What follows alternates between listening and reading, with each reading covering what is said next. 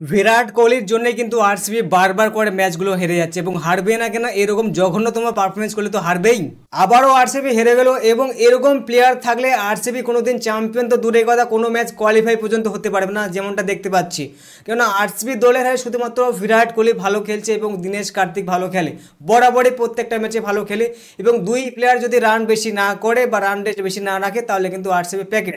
113 run করলো বিরাট কোহলি 72 বলে, এত বেশি রান করার পরেও কিন্তু আরসিবি হারতে হচ্ছে।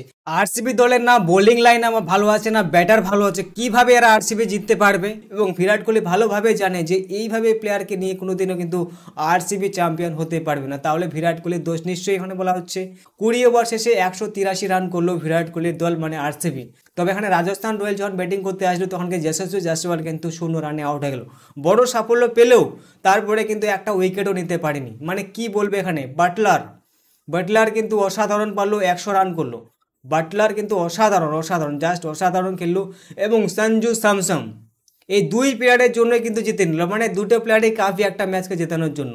বাটলার কিন্তু অসাধারণ খেললো রাজস্থান রয়্যালের হয়ে এবং সঞ্জু স্যামসন কিন্তু 42 বলে 69 রান। বাটলার কিন্তু এখানে 58 বলে 100 রান করে ফেললো এবং 19 ওভার 1 বলে কিন্তু এখানে কমপ্লিট করে ফেলে 189 রান। মানে লাস্ট বলটা কিন্তু 6 মেরে দিয়েছিল, অসাধারণ পারফরমেন্স করে কিন্তু ম্যাচটা জিতল। তবে দেখার বিষয় আছে বিরাট কোহলি কি এই আরসিবি দলের হয়ে এখনো থাকবে, যে দলটা কোনোদিন চ্যাম্পিয়ন হতে পারবে না।